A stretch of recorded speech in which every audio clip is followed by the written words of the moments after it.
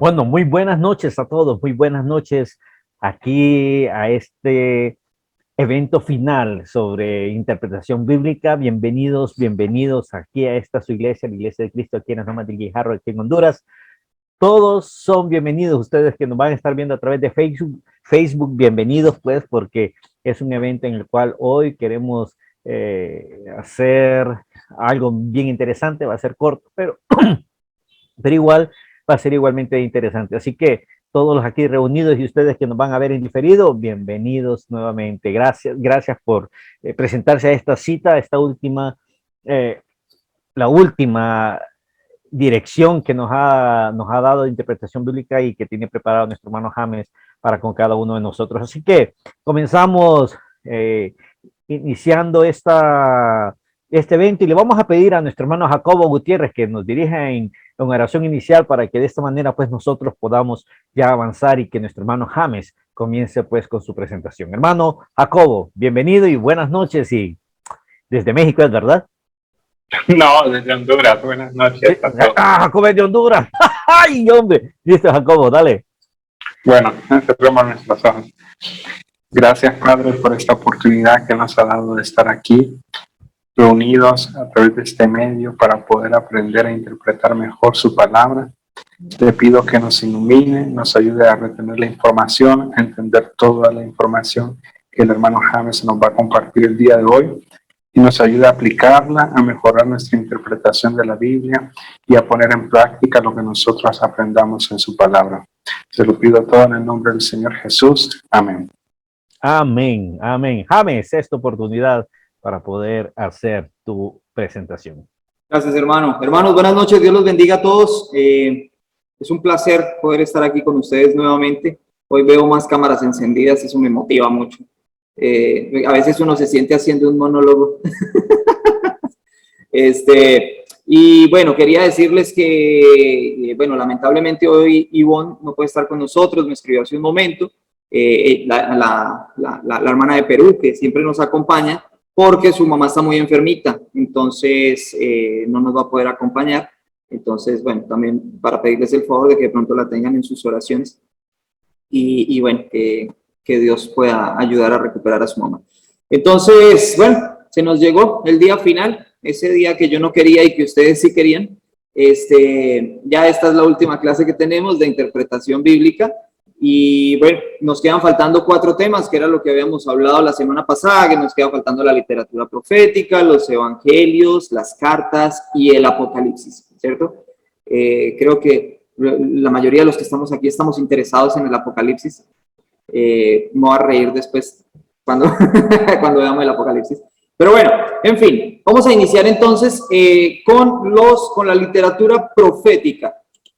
Entonces, como siempre, voy a compartir una presentación que tengo para ustedes. Okay. Listo. Y vamos a iniciar entonces con la literatura profética. Yo quiero saber, porque vi en la grabación que estos cuadritos les salen también a ustedes. Estos cuadritos donde yo veo sus cámaras. ¿Ustedes lo ven? ¿No? Está saliendo en limpio la presentación. ¿Sí? Ok. Ah, bueno, gracias. Sí, porque eso sí me causó curiosidad porque yo veía esos cuadritos de las cámaras y yo, pero ¿cómo es posible que esté saliendo en la grabación eso? Entonces, bueno, puedo ser un error. En fin, bueno. Sí. Se ven excelentes, bien amplias en lo que es computadora. Ya en la pantalla de un celular es más pequeñito. Ok. Bueno. Tal vez si nosotros hablamos, creo que sí queda en la grabación, James. Si nosotros hablamos, por eso es que nos vemos en la grabación. Sí, eso sí, en eso tiene toda la razón.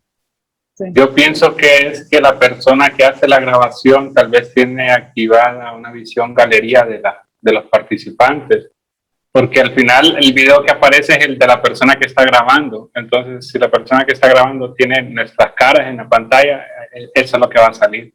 No, está hablante, no es galería, es solamente el que habla y la pantalla presentar. Listo. Okay. De todas formas, si ustedes quieren esta presentación, que pues, no sé si les llame la atención, yo se las puedo enviar por medio de PDF a ustedes. Ustedes solamente me escriben y me dicen, James, yo quisiera la presentación y yo se las envío. Tengo las 4 clases en la misma presentación, son 40 y algo de láminas, pues yo les puedo enviar la presentación en PDF, que les queda más liviano el archivo. Y lo otro es que se me había olvidado decirles, porfa, para que me envíen sus nombres al WhatsApp para poderles hacer el certificado de participación. Ellos sé pues, que no es mucho, no es la gran cosa, pero bueno, para que tengan un pequeño recuerdo pues, de estas clasecitas. Entonces, ahora sí, ya sin más preámbulo, vamos entonces a hablar acerca de la literatura profética y vamos a hablar, el primer tema va a ser la principal función de los profetas era denunciar el mal. Nosotros tenemos la fuerte convicción de que profeta, bueno, vamos a empezar a preguntar, ¿para ustedes qué es profeta? El hermano Alder no puede contestar. Hermano James, bueno, para mí un profeta es alguien que transmite algo que viene de la boca de Dios. Entonces es algo que puede predecir. Voy a saber que no es verdad. Keila es tramposa porque ya sabía, yo creo que ya sabía o lo buscó ahí en internet y me hizo trampa. No. Sí, yo creo que sí. Bueno, y efectivamente eso quiere decir profeta. Nosotros tenemos en nuestra mente que profeta es una persona que ve el futuro, ¿cierto? Que él tomaba algo y que entonces Dios le mostraba de alguna manera el futuro y esa persona tenía unas visiones o tenía sueños y podía ver el futuro. Alguien así como Walter Mercado, ¿cierto? Ahí con su bolita de cristal y toda la cosa y que podía ver el futuro. Pero realmente el profeta no es eso. Profeta realmente en hebreo, que profeta es Naví, quiere decir boca de Dios. Eso es lo que quiere decir. Y así como decía la hermana Keila, el profeta era el encargado de transmitir el mensaje que Dios le daba. Pero no era un mensaje, pues, así como que ay, vamos a hablar del futuro, entonces dile al pueblo qué tal. No, el profeta también se encargaba de denunciar el mal en el pueblo. Obviamente el profeta tenía visiones, porque ustedes van a decir, bueno, ¿y entonces qué pasa con Daniel y con Isaías y con Jeremías? Si ellos tenían visiones, claro. También estaba dentro del trabajo de los profetas, pero su principal función no era ver el futuro, porque pues eso dependía de Dios, de lo que Dios quisiera mostrarle a él y de lo que Dios quisiera decirle a su pueblo para que ellos hicieran más adelante o querían denunciar o lo que Dios quería denunciar de las maldades del pueblo. Pero la principal función del profeta era precisamente esa, la de denunciar el mal.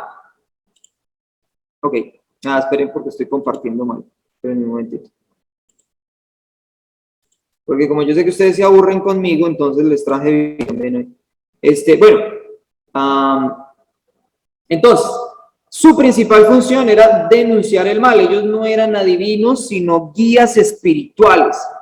Ellos no revelaban nuevas verdades, sino que anunciaban las verdades de la ley. ¿Cuáles eran esas verdades de la ley? Bueno, era hablar acerca del pacto mosaico y de decirle al pueblo que ellos estaban haciendo cosas malas, como cuando se acercaban a los reyes y les decían, oiga, ustedes están oprimiendo el pueblo y se están lucrando ustedes mismos, se están beneficiando ustedes de lo que están haciendo, de estarle robando al pueblo, de estar maltratando al pueblo. Muy diferente a nuestros gobiernos hoy en día.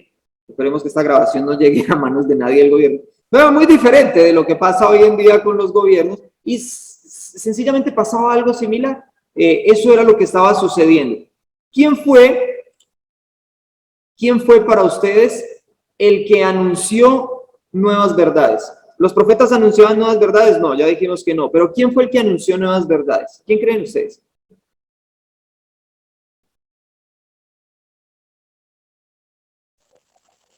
¿El profeta Isaías? No.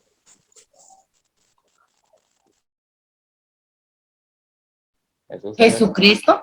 Jesús. Exacto.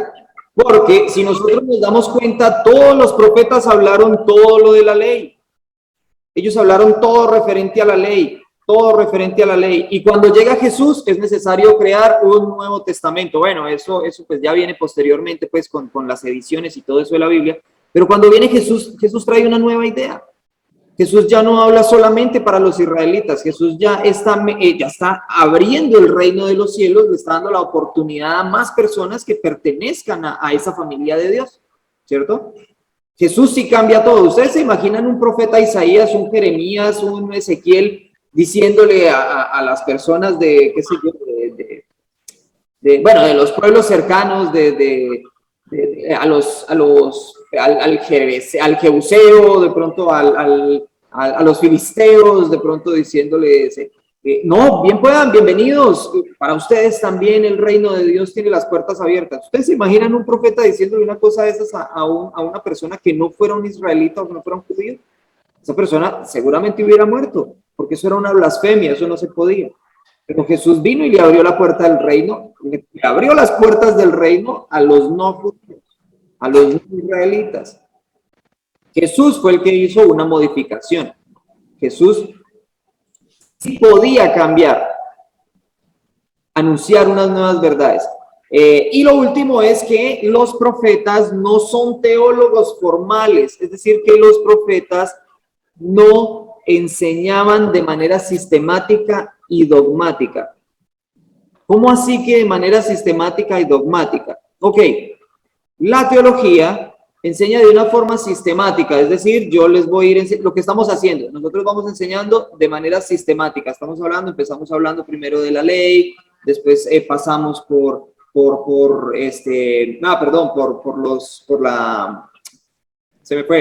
empezamos hablando de la narrativa, después pasamos a la ley, hablamos de los libros poéticos. Sí, miren cómo vamos llevando un hilo de enseñanza. Los profetas no llevaban un hilo de enseñanza porque su trabajo era precisamente enseñar lo que Dios les decía a ellos que dijeran o lo que ellos tenían que denunciar de maldad en el pueblo en ese momento. Entonces ellos no tenían una enseñanza sistemática y tampoco era dogmática porque los dogmáticos somos nosotros. Espero que me perdonen todos los que están conectados porque yo me imagino que debemos haber en este momento por lo menos unas 10 iglesias diferentes aquí reunidas. Porque casi todos nosotros somos de iglesias diferentes, ¿sí? Pero todos y cada uno de nosotros somos dogmáticos. Yo voy a defender mi punto de vista a capa y espada. Y Astrid va a defender su punto de vista a capa y espada. Y yo sé que Estelina también, y Marta también. Y cada uno de nosotros va a defender su punto de vista a capa y espada. Si yo me parara en este momento, no sé si aquí hay católicos, creo que no, pero si yo en este momento me pusiera a decirles a ustedes que tenemos que rendirle culto a María, yo sé que más de uno de ustedes va a apagar su cámara y se va a salir de la reunión. Y me va a decir, ¿cómo es posible? Eso no se debe hacer. Pero yo soy dogmático y voy a defender mi punto de vista. Ojo, no estoy queriendo decir que se deba adorar a María, solamente estoy poniendo un ejemplo. Pero por medio de mi dogmatismo yo voy a sacar evidencias bíblicas y voy a decir, mire que sí, y mire que esto me permite adorar a María, y mire que esto no me lo prohíbe, y esto y aquello, porque así somos nosotros. Y no nos digamos que no. Cada uno de nosotros defiende su posición a capa y espada porque es lo que nosotros creemos. Y para eso es que nosotros debemos hacer la interpretación de la Biblia de la manera más limpia posible. Entonces, en sí, los profetas no eran teólogos, no eran dogmáticos tampoco para enseñar. Ellos enseñaban o llamaban la atención de acuerdo a lo que la ley les enseñaba, única y exclusivamente. Eso era todo lo que ellos hacían. Segundo, los libros proféticos son compilaciones de sus predicaciones. Eso lo tocamos la semana pasada y hablábamos de que el profeta no era un predicador. El profeta no hacía como nosotros, que nos sentábamos y hacíamos un bosquejito y tenemos un cuaderno con bosquejos y que entonces cuando nos invitan a una iglesia, entonces nosotros ya sabemos, ok, entonces como estos no me han visto, entonces yo les puedo enseñar, me pasó, perdón. Entonces yo les puedo enseñar con este bosquejo que tengo. Entonces lo prediqué hace 2 años, pero como me invitaron en la iglesia en Medellín y ellos no han escuchado eso, entonces yo voy a echarle mano a eso, porque me voy a poner a hacer un estudio nuevo si ya tengo un bosquejo viejo ahí, ¿sí? Ellos no lo hacían de esa manera, ellos no hacían bosquejos, ellos no predicaban, ellos lo que hacían era denunciar, otra vez, denunciaban el mal. Y cuando ellos veían que se estaba haciendo algo malo, entonces ellos tenían que ir y enfrentar al rey. ¿Ustedes se acuerdan la historia de Elías? No sé quién se acuerda de la historia de Elías. Ayúdenme un poquito mientras yo descanso.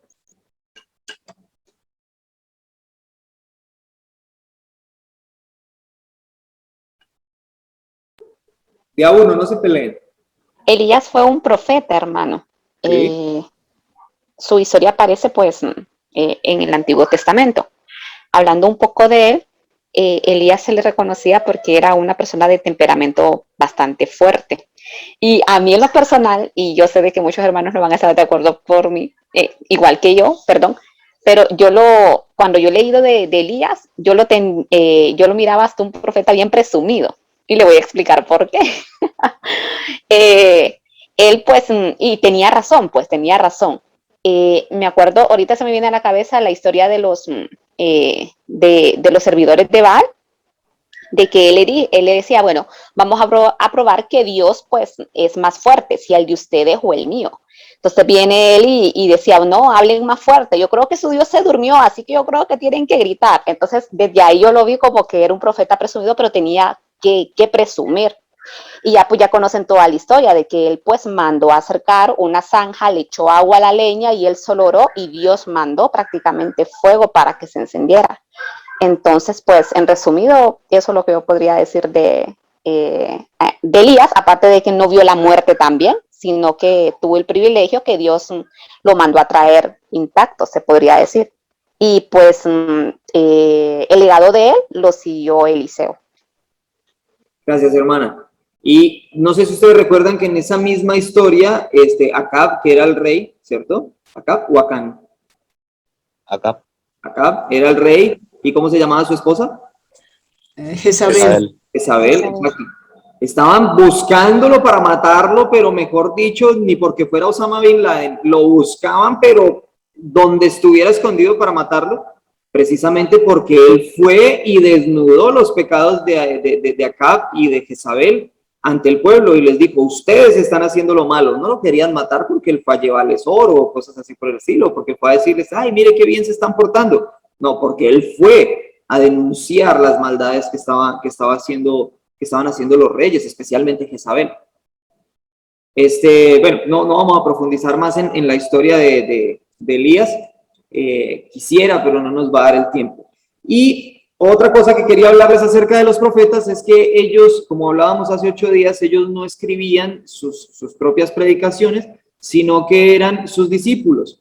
Ellos tenían unas escuelas de unos discípulos, entonces estaba, digamos, la escuela bueno, vamos a decir, la escuela por ejemplo, que él acabo de decir acerca de Elías, y ese legado lo siguió Eliseo. Entonces, seguramente Eliseo no escribió lo de Elías, sino que fue una tradición oral y alguien después más adelante escribió todo lo que hizo Elías y después todo lo que hizo Eliseo. Lamentablemente Elías es uno de los profetas más grandes del Antiguo Testamento y no tiene libro.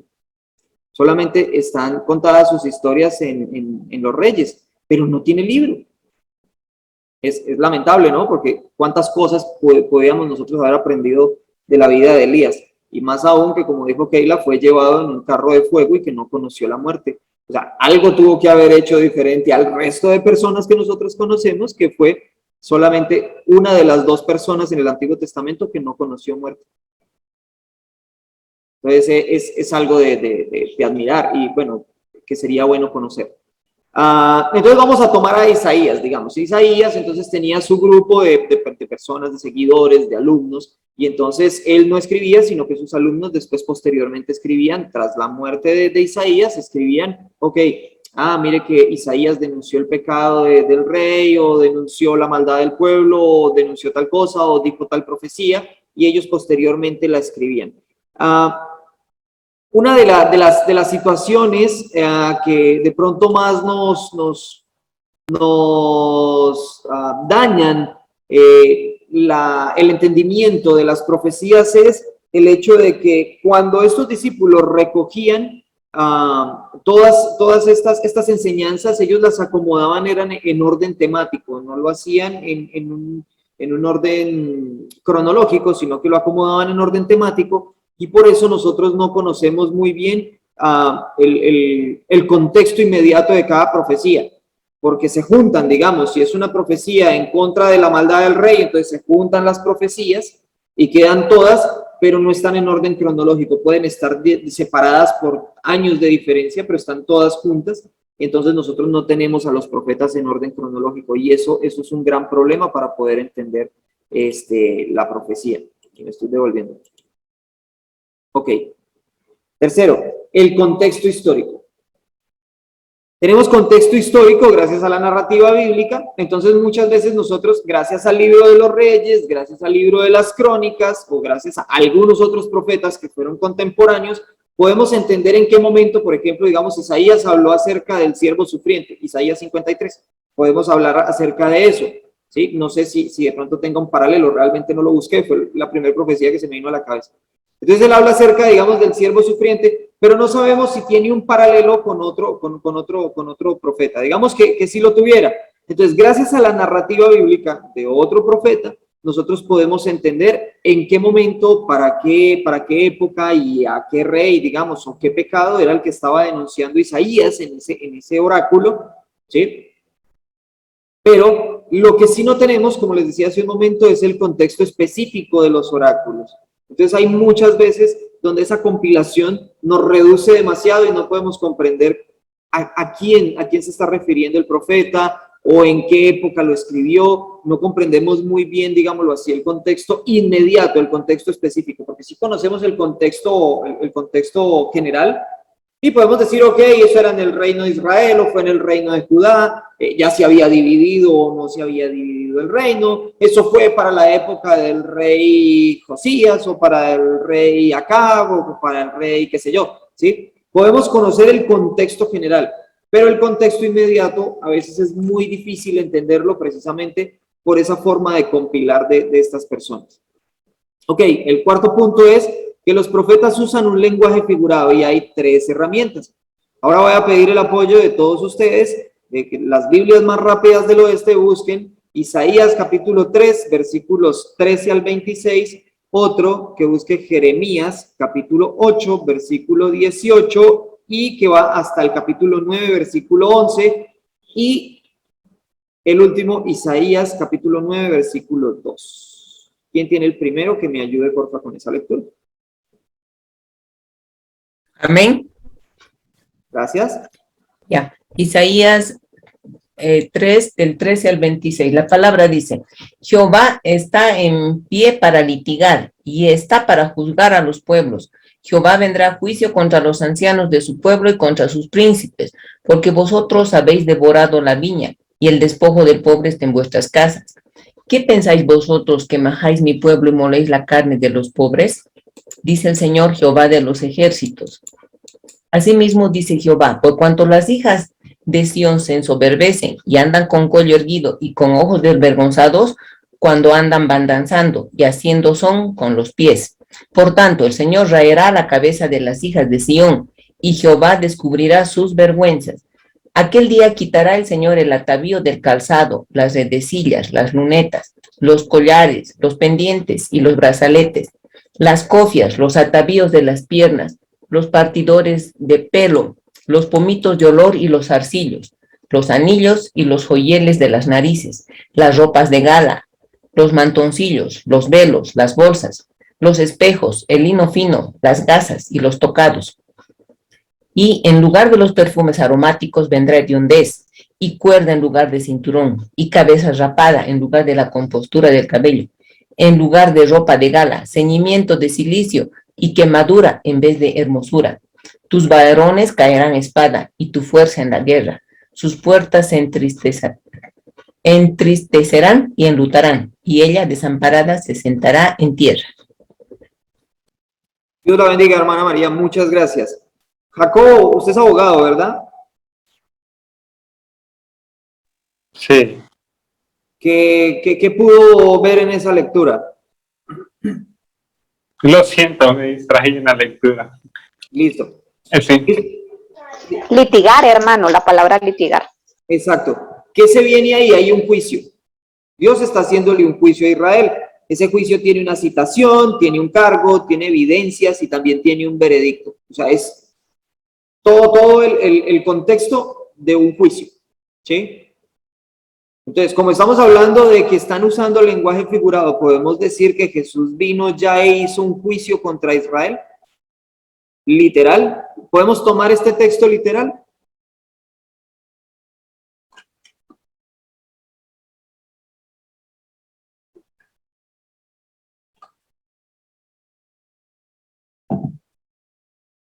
¿Nadie se arriesgó? Yo diría que no. Porque aunque Dios ya juzgó al pueblo de Israel, porque eso fue una profecía para que sucediera la deportación a Babilonia, ¿cierto? Y eso ya sucedió, pero sin embargo no fue de la manera en la que está narrado, porque pues tiene un lenguaje figurado donde Dios llega, los cita, los sienta en un lugar, les hace sus descargos, les da las evidencias de lo que están haciendo mal y aparte les da un veredicto y los condena, ¿cierto? Pero eso no sucedió de manera literal, solamente eso sucedió, Dios se dio cuenta de la falta que estaba cometiendo el pueblo de Israel y él mismo tomó la determinación de utilizar otro pueblo para que se apoderara de ellos y los castigara durante 70 años de exilio. Eso fue lo que hizo Dios. Bueno, no les hizo un juicio literal. Entonces, este lenguaje figurado es necesario que en los profetas también nosotros tengamos en cuenta que se utiliza mucho lenguaje figurado. Jeremías 8, 18 hasta el 9, 11. ¿Quién lo tiene?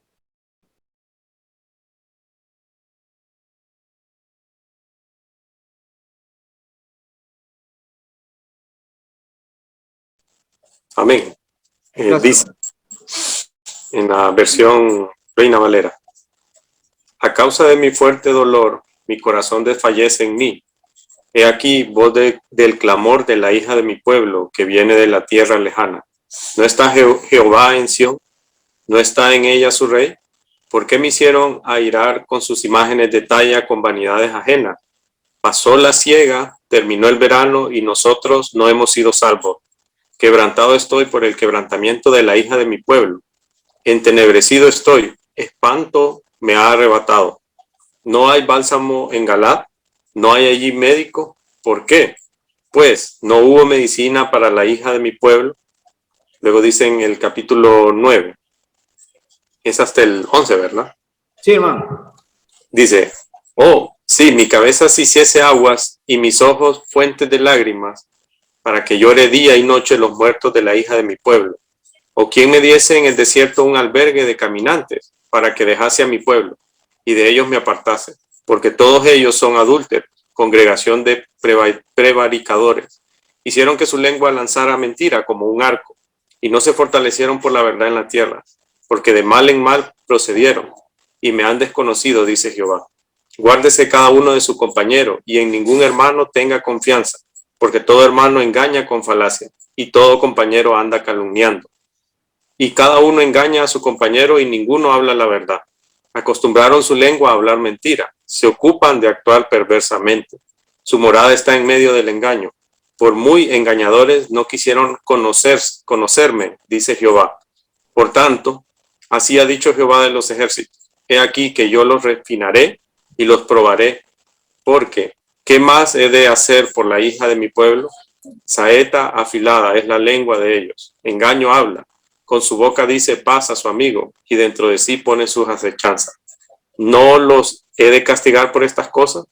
Dice Jehová. De tal nación no se vengará mi alma. Amén. Muchas gracias, hermano. Las elegías, no sé si conocían esa palabra, es diferente a la lejía es como el cloro. En algunos países estos son las elegías, y no es de elegir a alguien, sino que las elegías son como una composición poética, es una composición poética lírica, son como especie de cantos fúnebres, y esto es como como una especie de lamento, por la muerte de alguien o porque se avecina alguna tragedia. Entonces, vemos nosotros en este texto de Jeremías una clara elegía de Jeremías. Se está lamentando, el profeta está haciendo un canto o una especie de lamento porque va a suceder algo. Pero pues tampoco es que lo podamos ver de manera literal, sino que está haciendo una elegía, solamente está elevando un lamento. Quiero avanzar un poquito más rápido porque me estoy quedando y yo les dije que iba a ser corto hoy. Isaías 9:2, ¿quién lo tiene?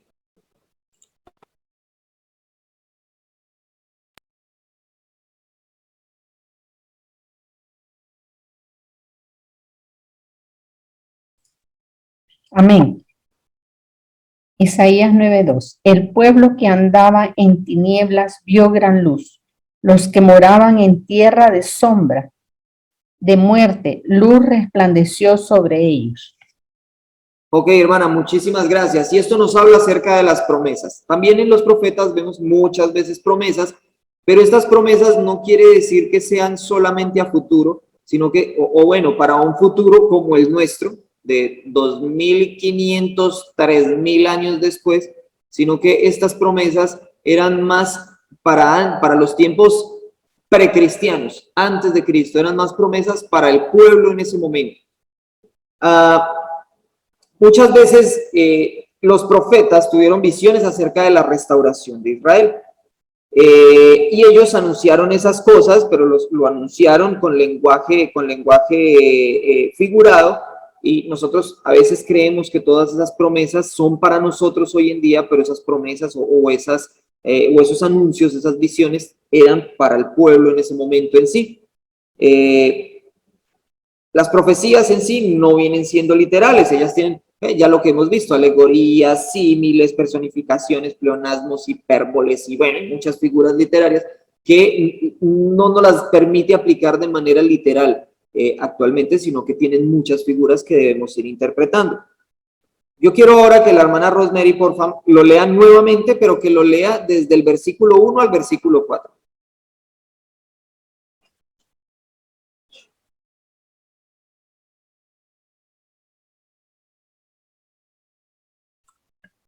Ok, desde el 1 al 4. Bien. O sea, mas no habrá siempre oscuridad para la que está ahora en angustia, tal como la aflicción que le vino en el tiempo que livianamente tocaron la primera vez a la tierra de Zabulón y la tierra de Neftalí, pues al fin llenará de gloria el camino del mar, de aquel lado del Jordán en Galilea de los gentiles. El pueblo andaba en tinieblas, vio gran luz, los que moraban en tierra de sombra de muerte, luz resplandeció sobre ellos. Multiplicaste la gente y aumentaste la alegría. Se alegrarán delante de ti como se alegran en la siega, como se gozan cuando reparten despojos, porque tú quebraste su pesado yugo y la vara de su hombro y el cetro de su opresor, como en el día de Madián. Muchas gracias, hermana. Es una clara profecía de la salida de la deportación a Babilonia, del triunfo en la deportación a Babilonia, la salida de Babilonia.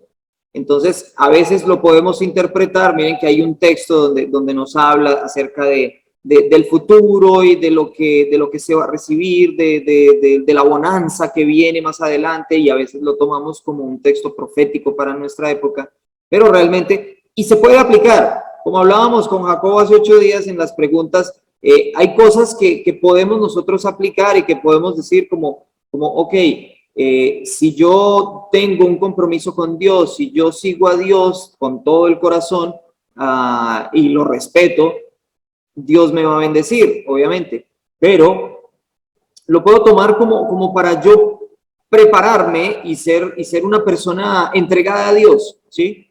Pero no lo puedo tomar como una promesa literal de Dios y que Dios esté en la obligación de hacer estas cosas conmigo, sino que es algo que Dios puede hacer conmigo, puede ayudarme a tener salud, puede ayudarme a tener una familia estable, puede ayudarme a tener un buen trabajo, puede ayudarme a ser una mejor persona, pero no está dentro de esas promesas obligatorias que Dios nos da, porque estas promesas proféticas, digámoslo así, que son directamente para el pueblo de Israel o para lo que estaba sucediendo en ese momento.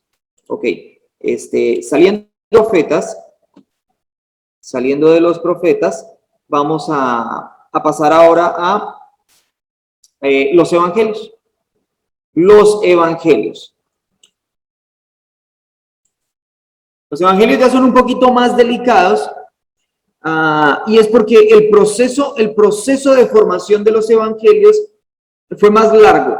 El proceso de formación de los evangelios fue muy, muy difícil. Eso no fue como hacerle entrevistas a Jesús, no era como que llegaba un reportero y le preguntaba a Jesús, bueno, ¿y usted qué hizo la noche del viernes 14 de febrero a las 10 de la noche? Y entonces Jesús decía, no, pues mire que yo estaba en un monte y me senté y empecé a hablar diciendo, hermanos, tal y tal cosa. No, eso no sucedió de esa manera, ya lo habíamos dicho.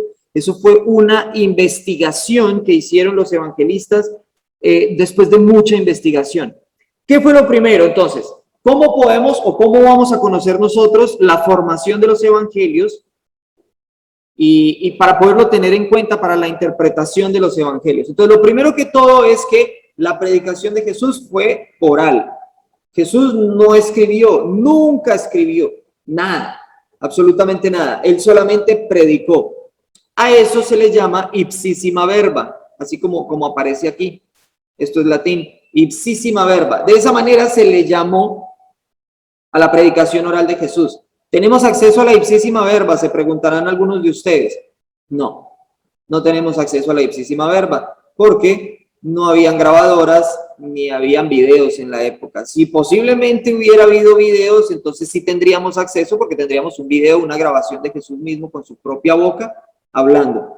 Entonces no tenemos acceso a la ipsissima verba. Entonces ustedes dirán, entonces ¿a qué tenemos acceso, hermano? Porque yo sé que tengo aquí una Biblia y aquí me la marcan con letricas en rojo y me dice que son las palabras de Jesús. O sea, que usted me está diciendo que yo no tengo las palabras de Jesús. Pues no, porque usted tiene un escrito, no tiene una grabación. Entonces no podemos tener la ipsissima verba. Ahora, si la Biblia hubiese sido, si es una audiobiblia, y usted tiene la grabación de Jesús, de pronto alguien viajó en el tiempo y la pudo grabar, bueno, pero no tenemos acceso a la voz de Jesús dando la predicación. Entonces, ¿qué tenemos? Vamos a seguir mirando.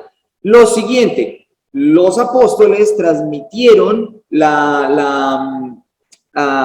hicieron una transmisión oral de las enseñanzas de Jesús. A eso se le llama querigma, que está aquí. A eso se le llama querigma. Es la tradición oral. Miren que ya estoy diciendo tradición, ya no estoy diciendo las palabras de Jesús, sino que estoy diciendo la tradición oral de los apóstoles. Ya, y vamos a jugar al teléfono roto. Entonces es como que Jacobo me dijo que él no se podía conectar hoy porque estaba ocupado. Entonces, resulta que yo llego y le digo, hermano Alder, vea que es que Jacobo mandó a decir que él no se quería conectar hoy porque estaba ocupado. Entonces el hermano Alder va y le dice a la hermana Rosemary, es que Jacobo no se quiso conectar hoy porque no se le dio la gana. Entonces la hermana Rosemary va y le dice a la hermana Flora, le dice, Jacobo es un mal cristiano. Ya, eso fue todo lo que le quiso decir, porque las ideas se van transmitiendo de acuerdo a como nosotros lo vamos diciendo, con nuestro tono de voz, ¿sí? Entonces no tenemos la ipsissima verba, las mismas palabras de Jesús, pero tenemos el querigma, las palabras de los apóstoles, de lo que Jesús le enseñó a los apóstoles, ¿sí? Entonces, pues hay discrepancias, y yo sé que ustedes, ahorita más adelante vamos a mirar, y ustedes van a decir, ¿por qué Juan dice una cosa y por qué Mateo dice otra? Porque se lo entiendo de Marcos y de Lucas, porque ellos ni siquiera apóstoles eran, pero ¿por qué Juan y Mateo, que estuvieron presentes, ellos difieren en algunos detalles? Bueno, pues es que volvemos a lo mismo, es como ellos se acuerden. Y no solamente como ellos se acuerden, ahorita nos vamos a dar cuenta de otra cosa, y es que también depende de la intención del evangelista al contar la historia. ¿Sí? Eso también lo tenemos que analizar. Entonces, el tercer punto es que las perícopas son cada una de las historias. Ok, entonces las parábolas vendrían siendo una perícopa. Ustedes saben que Jesús no solamente habló en parábolas, también, por ejemplo, la purificación del templo. Todo lo que hable acerca de la purificación del templo es una perícopa. Es como unidades literarias separadas donde hay, digámoslo así, cuentos. Vamos a decir como cuentos, ¿sí? Los cuenticos o las historias que Jesús narraba o los temas específicos de los que Jesús hablaba, eso se llama perícopas. Y eso pasó a ser escrito, porque como eso se volvió famoso, ahora todo el mundo estaba hablando de Jesús en esa época, después de que Jesús muere. Recordemos que los evangelios vienen a salir después del año 60. ¿En qué año murió Cristo? Pregunta de escuela dominical, ¿en qué año murió Cristo?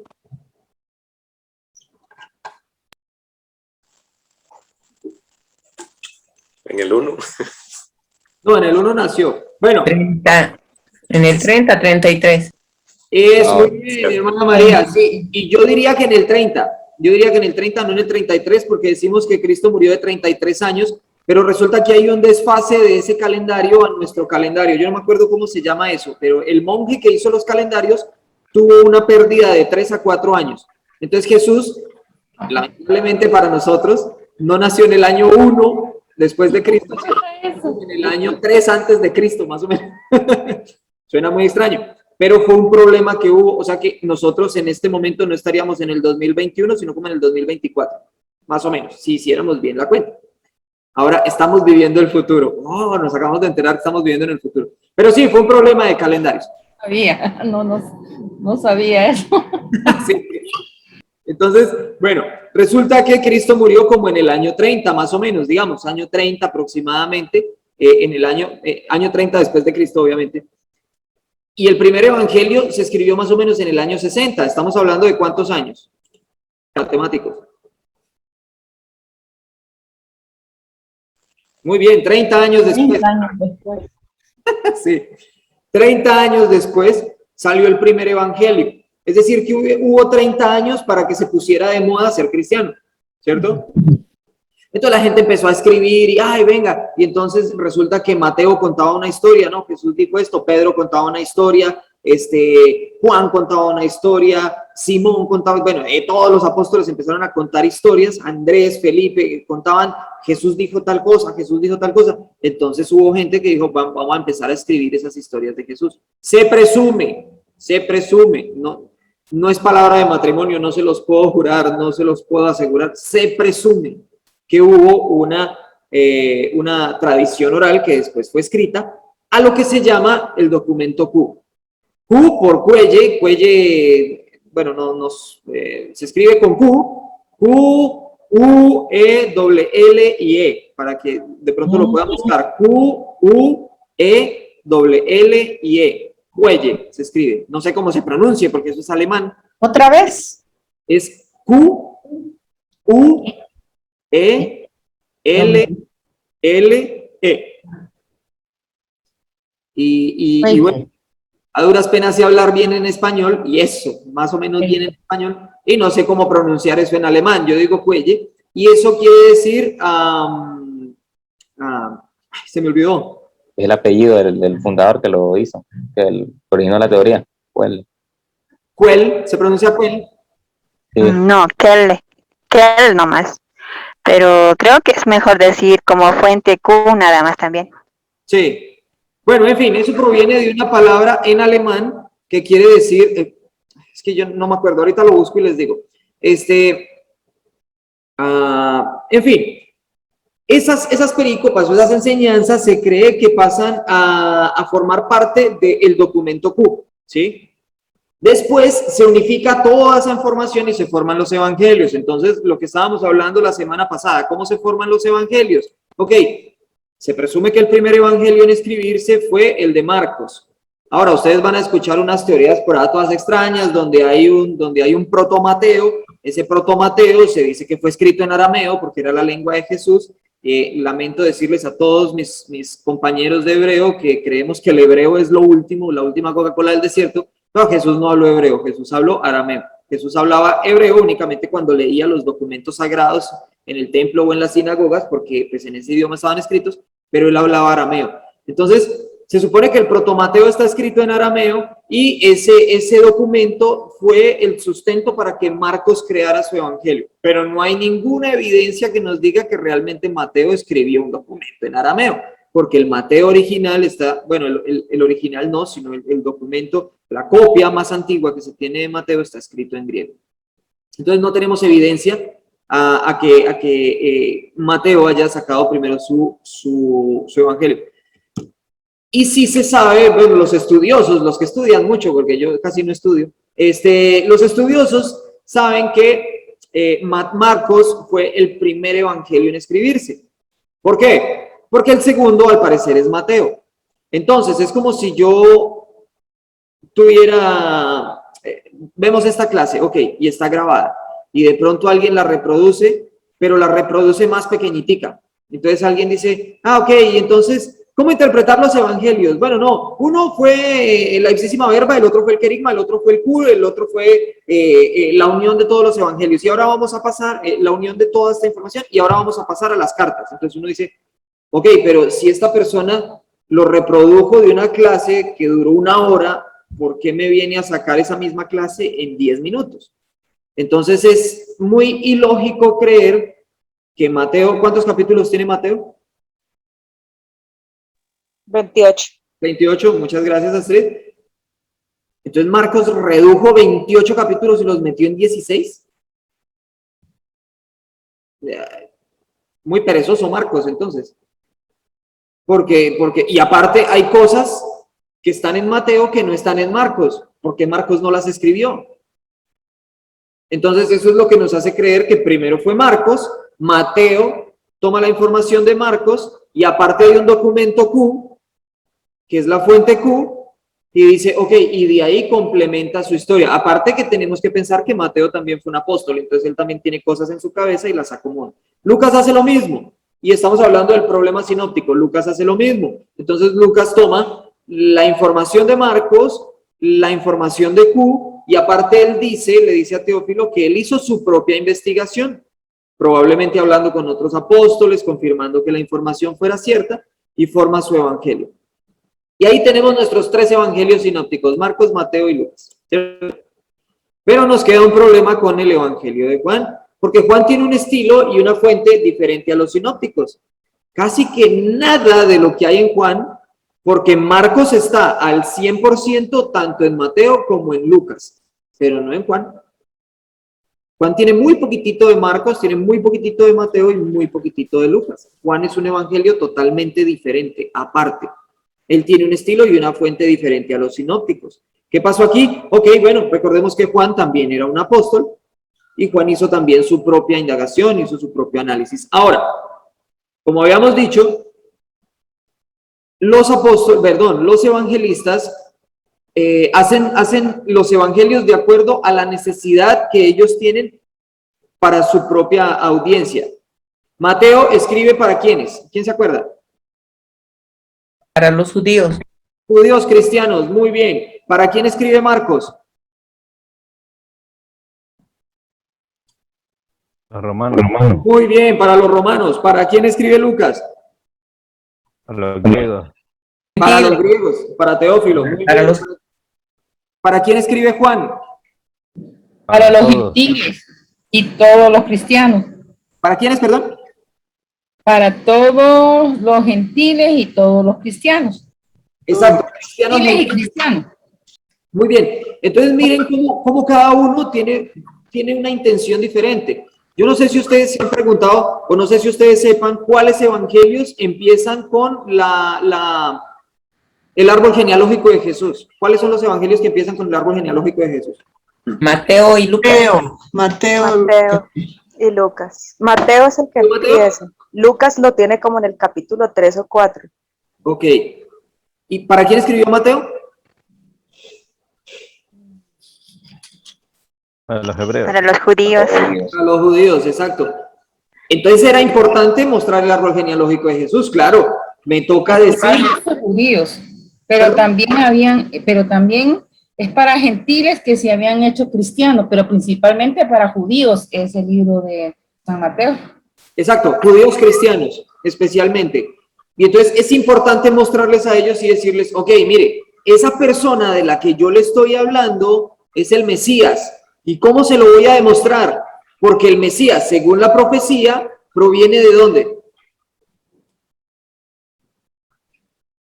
De la casa de David. De la casa de David. Entonces tengo que contarle toda la historia de Jesús para empatarle y decirle, mire, él es descendiente de David, es el Mesías. ¿Sí? Marcos, ¿qué van a querer saber los romanos acerca de la descendencia de Jesús? A ellos eso no les importa. ¿Sí? Y Lucas sí lo cuenta porque Lucas está haciendo un análisis específico. Lucas escribe para quién? Para Teófilo y para los griegos. Entonces, a él sí le corresponde hacerlo porque está haciendo una biografía. Prácticamente que está haciendo un análisis o una investigación específica y a él sí le interesa contarlo. En cambio, Juan también lo obvia porque para Juan no es importante, porque Juan le está contando eso a los cristianos gentiles. Ellos no tienen necesidad de saber que él proviene de la casa de David, o por lo menos no contarles cómo es su árbol genealógico completo. No es importante. Ok, vamos a seguir. De verdad que hoy me voy a demorar. Perdón. Les pido 1000 disculpas porque estoy muy colgado. Ok, voy un poquito más rápido. Hay que hacerle también a los evangelios un doble análisis. Este doble análisis es un análisis inicial, porque después vamos a tener otro análisis. Entonces, vamos a hacerle primero un análisis diacrónico y después uno sincrónico. ¿Qué quiere decir diacrónico? Diacrónico es su contexto dentro del evangelio. ¿Cómo le ayuda esta perícopa o cómo le ayuda esta historia a la intención del evangelista? ¿Sí? Y estábamos haciendo el análisis del árbol genealógico de Jesús. ¿Por qué unos lo ponen y otros no lo ponen? Entonces ahí ya nos dimos cuenta, le hicimos un análisis diacrónico. Porque Mateo necesitaba ponerlo porque él sí necesitaba demostrar que Jesús provenía de David. ¿Por qué lo puso Lucas? Ok, porque él tenía que demostrarlo con hechos más fehacientes, con pruebas más palpables de que Jesús era el Cristo. Y para eso él tenía que contar la historia judía, él tenía que contarle todo a Teófilo para poderlo convencer mostrándole esta biografía, ¿sí? Para eso se hace el análisis diacrónico. Y el sincrónico es su significado en comparación con otro evangelio o la falta del texto en otro evangelio. Ahora, Mateo capítulo 21, versículo 12 al 13, menos mal están cortitos. ¿Quién me ayuda con esto? Y vayan buscando los otros, por favor.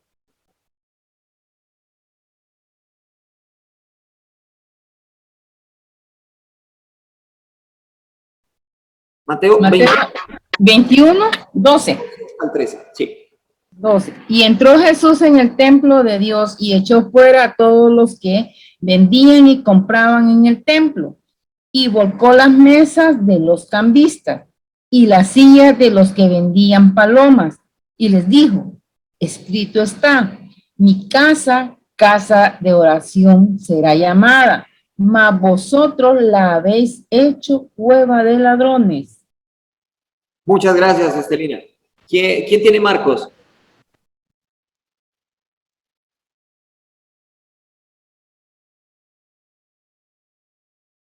Marcos 11, 15 al 18. Ya me salió. No, Vinieron pues a Jerusalén, y entrando Jesús en el templo, comenzó a echar fuera a los que vendían y compraban en el templo, y volcó las mesas de los cambistas y las sillas de los que vendían palomas, y no consentía que nadie atravesase el templo llevando utensilio alguno, y les enseñaba diciendo: ¿no está escrito, mi casa será llamada casa de oración para todas las naciones? Mas vosotros la habéis hecho cueva de ladrones. Y lo oyeron los escribas y los principales sacerdotes y buscaban cómo matarle, porque le tenían miedo, por cuanto todo el pueblo estaba admirado de su doctrina. Muchas gracias, Astrid. ¿Quién tiene Lucas 19, 45 y 46?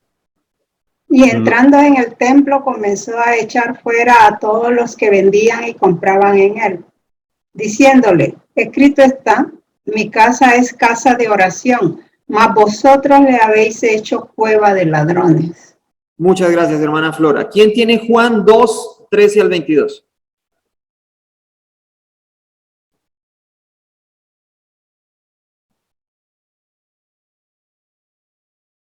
Amén. ¿Yo puedo leer? Sí, claro que sí. Juan 2, 13, 22, ¿no? Estaba cerca la Pascua de los judíos, y Jesús subió a Jerusalén, y halló en el templo a los que vendían bueyes, ovejas y palomas, y a los cambistas allí sentados. Entonces hizo un azote de cuerdas y expulsó del templo a todos y a las ovejas y bueyes, esparció las monedas de los cambistas y volcó las mesas. Y dijo a los que vendían palomas: saquen esto de aquí y no conviertan la casa de mi padre en un mercado. Entonces sus discípulos se acordaron de que está escrito: el celo de tu casa me consume. Y los judíos preguntaron: Ya que haces esto, ¿qué señal nos das? Jesús les respondió, destruyan este templo y en 3 días lo levantaré. Entonces los judíos le dijeron, este templo fue edificado en 46 años y tú en 3 días lo levantarás. Pero él hablaba del templo de su cuerpo.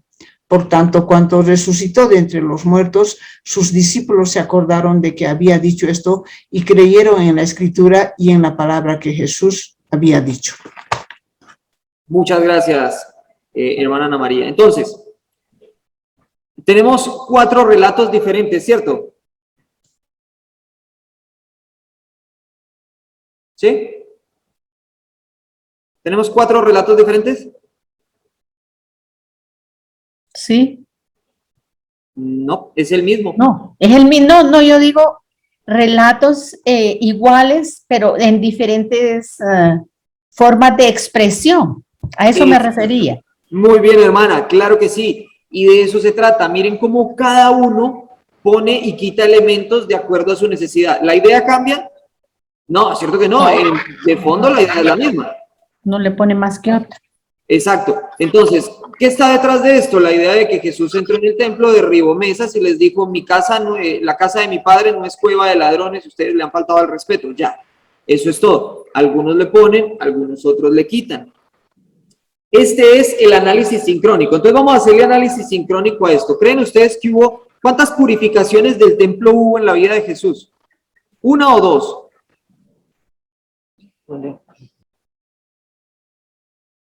¿Cuántas?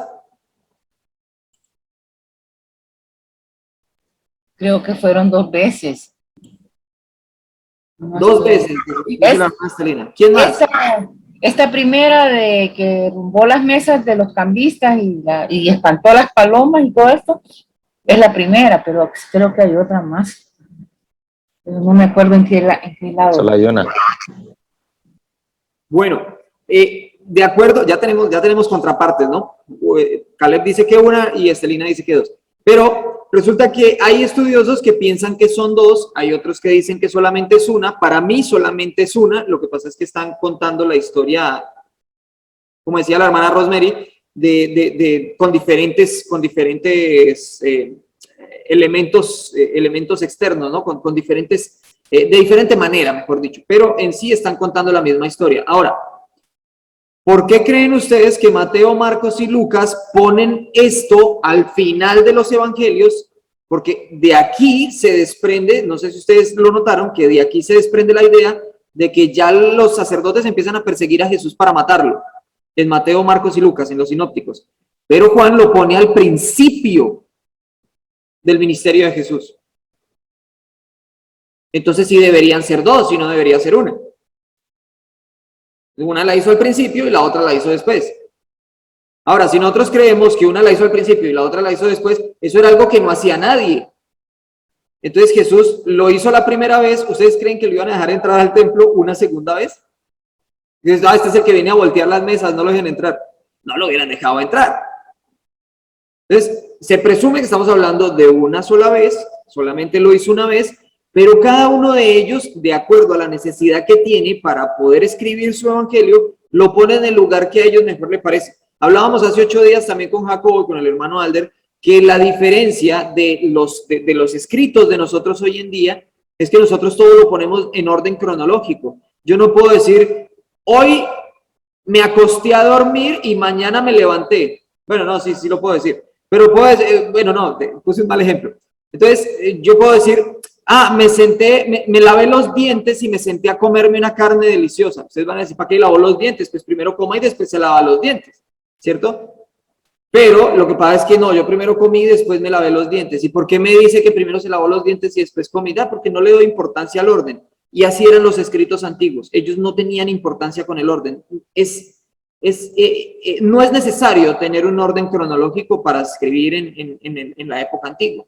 Solamente escribían, porque ellos necesitaban era enviar un mensaje de acuerdo a lo que ellos quisieran tener.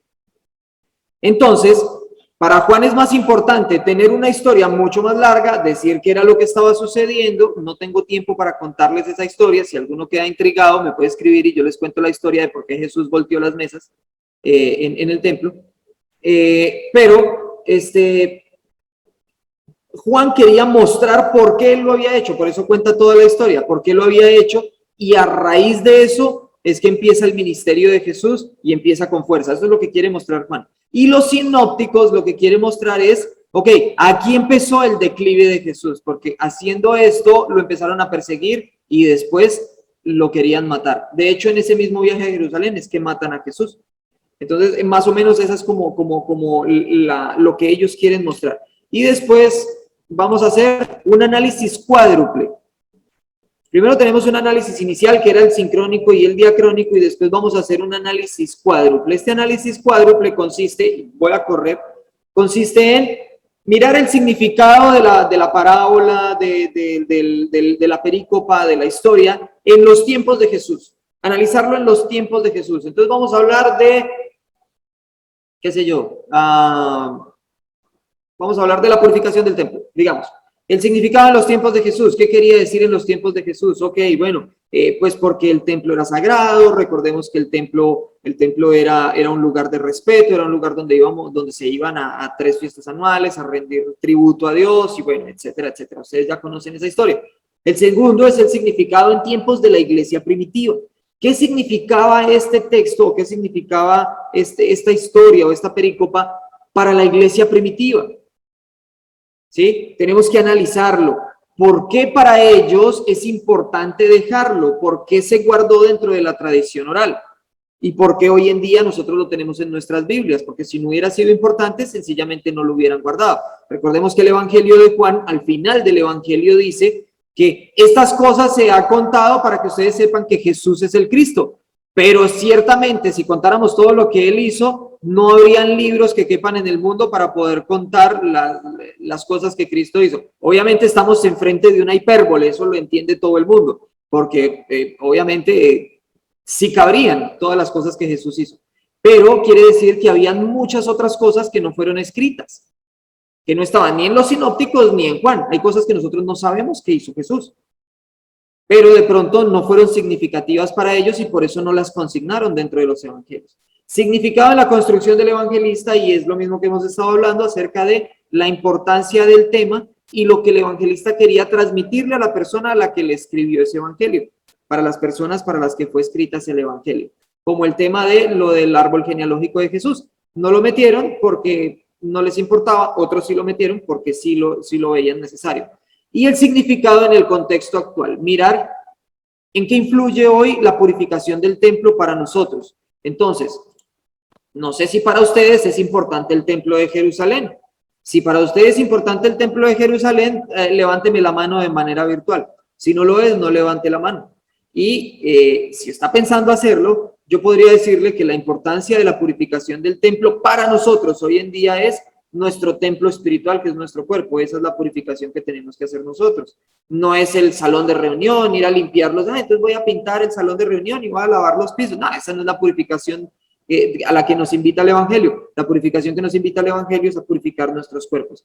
Si usted quiere purificar el templo de Dios, lamento decirle que el templo de Jerusalén fue derrumbado en el año 70 por los romanos y ahorita solamente existe un muro exterior. Entonces, no es literal, ¿sí? Voy a seguir corriendo. Y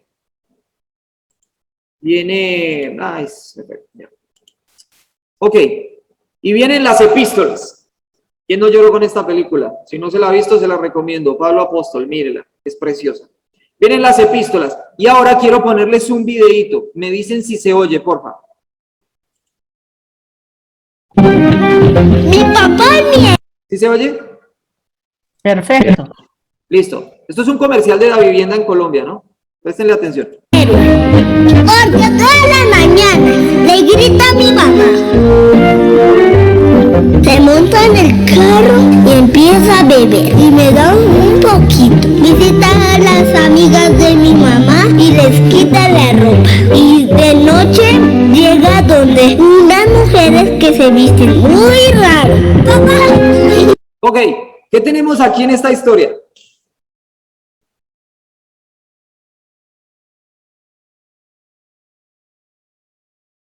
El niño contando las historias. Exacto. Interesante. ¿Es bueno o es malo? Interesante del papá. ¿Qué creen ustedes? ¿Que el papá es bueno o es malo? Seguro va a salir después con que fue una fiesta de disfraces o algo así. ¿Qué creen ustedes? ¿Que es bueno o es malo el papá? Hasta el momento. Malo. Es malo, Hasta el momento es malo, pero hay que esperar al final, hermano. Eso. Entonces miren que resulta que eso es lo que nos pasa a nosotros con las epístolas, porque es que nosotros solamente tenemos una parte de la historia. Es como si yo les dijera, estoy en una llamada, ¿no? Y estoy, imagínense la escena. Yo, hola, sí, te amo, espérame, no, es que no te puedo hablar muy duro porque es que ella está dormida, pero tranquila, yo te amo. Y cuelgo la llamada. ¿Qué piensan ustedes?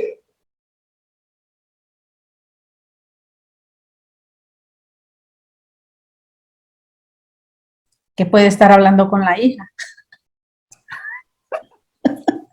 Y porque la hermana Rosemary tiene una mente muy bonita, muy espiritual. Pero yo podría pensar, y yo digo, le está poniendo los cachos a la mujer y la tiene ahí dormida ahí a un lado, qué descarado. Le está diciendo, sí, yo te amo, pero no puedo hablar muy duro porque es que está dormida y se despierta, ¿sí? Eso es lo que tenemos nosotros en las epístolas. Solamente tenemos la respuesta de Pablo o la respuesta del escritor hacia la necesidad que te estaba pasando esa iglesia, pero no tenemos la carta que esa iglesia le envió al escritor para pedirle ayuda. Solamente tenemos una parte de la historia, como en este video de la vivienda. Vamos a ver cómo termina.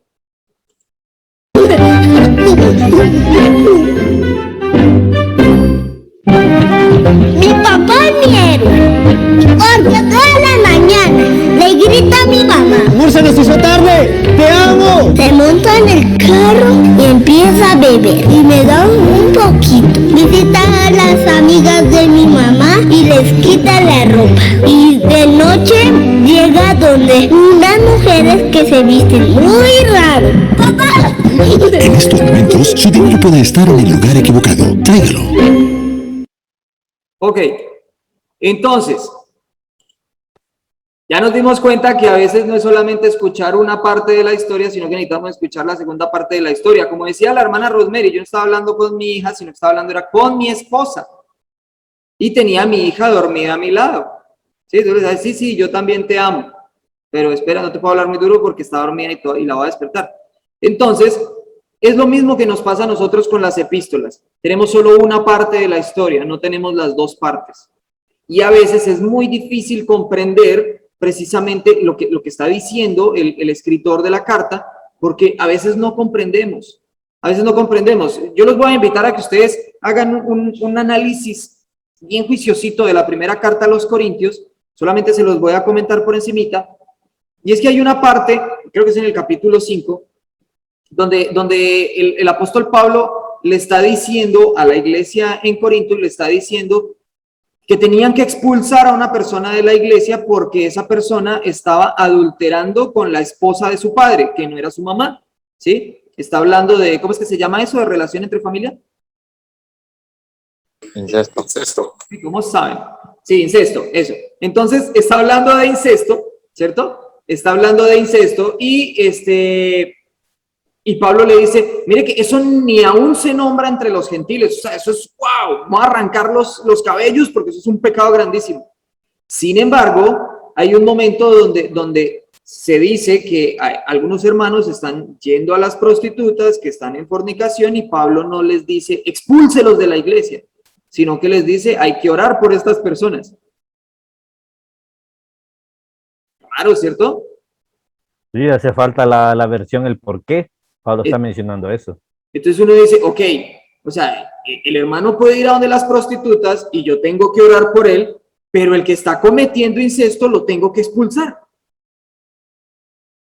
Claro, como dice el hermano Edwin, me falta el contexto, me falta esa otra parte de la historia. Y esa otra parte de la historia, para que ustedes hagan el análisis después, y es que para los griegos era muy común ir a las prostitutas. Entonces es como si yo le dijera a los hondureños, es que para ustedes poder asistir a la iglesia tienen que dejar de comer baleadas. Me van a expulsar de la reunión inmediatamente. Bueno, para los colombianos y para los peruanos y para las personas, para los venezolanos, personas de otros países, baleadas es una comida típica de Honduras. Es como si dijéramos, Astrid creo que es de Bogotá, ¿cierto? Que yo le dijera a Astrid, no puede volver a comer ajiaco. ¿Cómo me va a prohibir el ajiaco, por favor? Y así. Exacto, una arepa, por ejemplo. Exacto, ¿cómo me va a prohibir esas cosas? ¿Sí? Era algo como del diario vivir de los griegos, entonces Pablo no entra a chocar con ellos a decirles, no, prohíbales que vayan a las prostitutas, sino que les dice, hay que orar, hay que llamarles la atención, no expulsarlos, porque es algo común. Por eso, cuando habla del incesto, dice, eso es algo que ni entre los gentiles se oye, porque eso era algo que ni siquiera ellos hacían. Entonces ahí sí había que sacarlos, y era por el mal testimonio. Yo los invito a que ustedes analicen Corintios, y si tienen algún... Sí. La cuestión de entre Dios y la mujer hallado y la mujer hallada en fornicación es también parte de eso que tú hablas. Nosotros encontramos el ejemplo de la mujer de la fornicación, pero falta la parte del hombre, pues. Uno puede, ¿dónde está, pues, lo que están hablando, quién era, etcétera, pues, y por qué solo llevaron a la mujer y no llevaron al hombre? Entonces, toda esa parte nosotros la podemos ver, porque una mujer por sí sola no es fornicaria, pues. Exacto, hermano. Muy bien, y eso es un muy buen punto para hablar acerca de la finalidad de la escritura de los evangelios. ¿Por qué no se escribió acerca del hombre y sí se escribió acerca de la mujer? Y es que si se hubiera escrito acerca del hombre, pues estamos hablando de una sociedad machista en aquella época, ¿no? También ahorita, pero pues antes era más machista. Entonces, iba a decir, bueno, pues, ¿y es que acaso no puede, pues? Pero la pecadora es la mujer, entonces por eso esa es la finalidad de poner solamente a la mujer como pecadora, porque pues el hombre igual en ese momento no importaba mucho, importaba más denunciar el pecado de la mujer. Espérenme, voy a seguir entonces. Ahora no sé qué hice. Espérenme, ya. Ok. Perdónenme por la demora. Ok, naturaleza de las epístolas. Están dirigidas a solucionar un problema en específico. Las epístolas tienen problemas específicos a solucionar en cada iglesia. Entonces tenemos que interpretarlas de acuerdo a esa iglesia y a ese propósito de esa iglesia, específicamente. Segundo, debemos responder 3 preguntas. ¿Por qué? ¿Qué y para qué? Y vamos a empezar a responder esas preguntas. El por qué es la ocasión. Entonces, la ocasión me hace referencia al contexto histórico. Estamos hablando, por ejemplo, de Corintios y estamos diciendo, vamos a ver el contexto histórico. Ok, es que el incesto no era bien visto y por eso se escribe de esa manera, digámoslo así. ¿Y por qué surgió el problema? Entonces ahí tenemos que interpretar por qué Pablo escribió de esa manera, aunque no tenemos la otra parte. Y tenemos que entrar a interpretar eso, a completar esa llamada telefónica.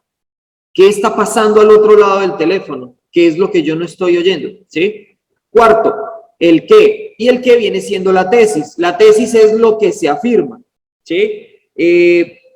Por ejemplo, voy a hacer una tesis que le va a doler mucho a los hondureños. El mejor café del mundo es colombiano. Esa es mi tesis. Porque no ha probado el de nosotros, hermano. Ya lo probó, café lindo y café oro y le da dolor de estómago, por ahí que dice. Bueno, y me perdonan, pero obviamente es mi tesis, ¿no? ¿Pero por qué? Ok, voy a sacar el argumento. Según estudios realizados por bla, bla, bla, bla, bla, bla, bla, dicen que el café colombiano, bla, bla, bla, bla, bla, bla, bla, ¿sí? Entonces, ese sería el argumento. Yo saco mi argumento, pero mi tesis es algo que yo estoy afirmando. Y para poderlo afirmar, yo tengo que ir a probar que sea cierto, ¿sí? Y para poderlo probar, entonces yo tengo que argumentar esa tesis. Entonces, esta es la parte de el qué. Perdón, sí, de el qué. Sacar mi tesis. Y la tesis debe estar al principio del argumento, es lo que dice como nosotros ponemos, o sea, cuando usted está haciendo un proyecto investigativo o cuando usted está haciendo una tesis de grado, usted su tesis la pone al principio, ¿cierto? Porque si yo voy a decir, ok, mi tesis es el café colombiano, el mejor café del mundo es el de Colombia, eso tiene que ir al principio, ¿no? No puede ir al final. Porque yo no puedo empezar a decir, según estudios realizados, bla, bla, bla, bla, bla, bla, bla, bla, bla, bla, bla, bla, bla, bla, bla, y regarme 30 páginas y a lo último decir, es que el café colombiano es el mejor café del mundo. Entonces, pero eso no es tesis, eso es una conclusión. Entonces, según las normas actuales, la tesis va al principio y después, entonces yo empiezo a argumentar. Pero eso es actual. Resulta que para los evangelistas la tesis puede estar al principio, puede estar al final, puede estar en medio, ellos la pueden utilizar como conclusión, como ellos quieran. Perdón, los evangelistas no, sino las tesis de las cartas. Pero recordemos que pueden haber muchas tesis porque pueden haber muchas preguntas. Ok, ¿qué hacemos en cuanto a la ofrenda? Ah, en cuanto a la ofrenda para los santos, haced vosotros de la manera que ordené en las iglesias de Galacia. Ah, ¿y qué voy a hacer con la cena del Señor? Ah, ok, entonces dice que reunidos los discípulos, no, eso es el libro de Hechos. Ok, dice, porque yo recibí del Señor lo que también os he enseñado, que el Señor Jesús tomó pan, entonces pueden haber muchas tesis dentro de una misma carta, ¿sí? Y el quinto es ¿para qué? La intencionalidad o propósito, el objetivo general y el objetivo específico de la carta. Entonces, Primera de Corintios fue una carta para arreglar algunas situaciones que habían dentro de la iglesia, y Segunda de Corintios, que para que ustedes, los voy a invitar a que investiguen un poquito más acerca de Corintios. Primera de Corintios realmente es Segunda de Corintios, y Segunda de Corintios realmente es la Cuarta de Corintios. Los invito a que investiguen, después me cuentan cómo les fue en la investigación. O sea, nuestra Primera de Corintios realmente fue la segunda carta, y nuestra Segunda de Corintios realmente fue la cuarta carta. Ahí les dejo ese trompo en la uña y ustedes lo pueden buscar después cuando tengan tiempito y me cuentan cómo les fue con la investigación. Entonces, la intencionalidad de Segunda de Corintios era más que todo defenderse. Pablo se está defendiendo, llegaron unas personas a las que se llamaban, a las que él llamaba los superapóstoles, que decían, ok, ellos son los superapóstoles cuando fui yo el que los evangelizó, y ahora entonces vienen a creerle a unas personas que ni siquiera los evangelizaron, no los conocieron en un principio, y ustedes le creen a ellos, pero no me creen a mí. Y Pablo está defendiendo su ministerio, está defendiendo su fe, está defendiendo su trabajo. Esa es la intencionalidad, ese es el objetivo, el específico y el general de la segunda carta a los Corintios. Vamos a pasar ahorita al Apocalipsis. Apocalipsis, mira, hasta los 4 caballos, los 4 jinetes del Apocalipsis y toda la cosa, y para que nos dé miedo y tengamos pesadillas esta noche con el Apocalipsis. Conocer primero entonces, lo más importante del Apocalipsis es conocer el origen, el contexto y el propósito del Apocalipsis. En el punto anterior yo quería aclararles algo porque no sé si les surgió la duda, porque a mí sí me surgió la duda cuando yo vi la primera vez ¿por qué y para qué? Es lo mismo, ¿no? ¿Por qué me dicen que tengo que mirar el por qué, el qué y el para qué? Si el por qué y el para qué es lo mismo. Entonces, después, yo analizando bien la pregunta, yo podría decirle, hermano Alder, ¿usted por qué está vivo? Pues por gracia de Dios y porque respiro todavía. Y porque sus papás lo engendraron, ¿cierto? Ah, sí, sí, también. ¿Y para qué está vivo? Pues para cumplir el propósito de Dios en mi vida. Ok, miren cómo sí podemos sacar 2 respuestas diferentes del por qué y del para qué. Ahí eso ya nos dice para qué es por qué y qué es para qué. No sé si de pronto se habían enredado con eso, yo se los digo porque yo sí me enredé. Y entonces yo sí dije, pues, ¿por qué y para qué es lo mismo? ¿Por qué tengo agua? Porque quise. ¿Para qué? Pues para beberla. Ah, no, sí hay diferencia, claro. Sí hay una gran diferencia. Ok, entonces, el Apocalipsis, el origen. Tenemos que analizar el origen para poderlo interpretar, el Apocalipsis. El origen. Se cree que se mutó de los libros de sabiduría y otros de los oráculos de los profetas, pero lo más probable es que sea algo junto. El origen del Apocalipsis tiene profecía y tiene también sabiduría. Entonces puede ser una mutación de estos 2 tipos de escritura. Después viene el contexto y surge después de la opresión y de la persecución del pueblo, después de la deportación a Babilonia. Entonces, esto nace específicamente en el siglo II y se remonta hasta el siglo II después de Cristo. Estamos hablando de entre 3, 4 y a veces 5 siglos. Nace 2 siglos antes, más o menos, de Cristo y muere 2 siglos después de Cristo, más o menos. No les puedo asegurar. Más o menos ese es el contexto. Y el contexto del nacimiento de esto fue precisamente la opresión, porque todos los pueblos llegaban a oprimir al pueblo de Israel y al pueblo judío. Y el propósito era hablar acerca de un fin futuro donde Dios iba a apoderarse de todo el planeta, donde iba a dar justicia, donde iba a impartir justicia, iba a castigar a los malos. Y el propósito de esto no es que haya pelea. El propósito de esto no es que el cristiano se alce en armas. El propósito de la literatura apocalíptica no es que nosotros peleemos en contra del enemigo. No es que nosotros salgamos a derrocar a Maduro, no es que nosotros salgamos a derrocar a Job. El propósito de la literatura apocalíptica es sufrir bajo los designios de Dios, porque Dios después le va a dar justa retribución al mal.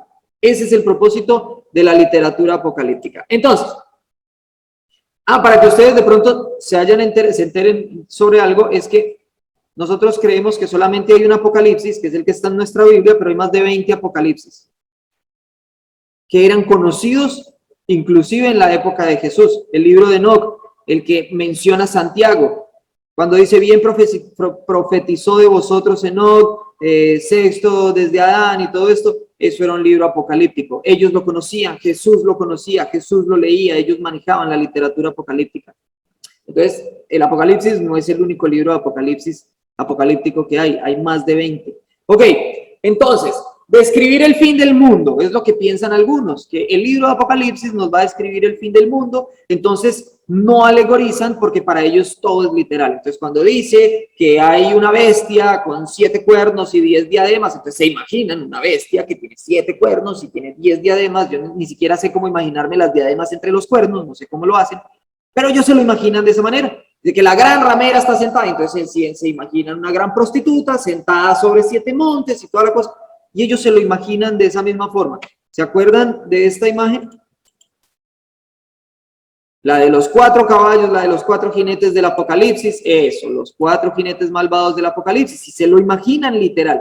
Entonces el contexto histórico para ellos es irrelevante, porque para ellos todo es literal, y eso sucederá hasta el final del mundo, y todo eso va a pasar hasta el final del mundo. Ahora, yo quisiera que esas personas me dijeran a mí, cuando por ejemplo se están derramando las copas de la ira, y se dice que la tercera parte de la tierra fue destruida con tal cosa, y la tercera parte de la tierra fue destruida con tal cosa, y la tercera parte de la tierra... ¿Cuántas terceras partes tiene la tierra?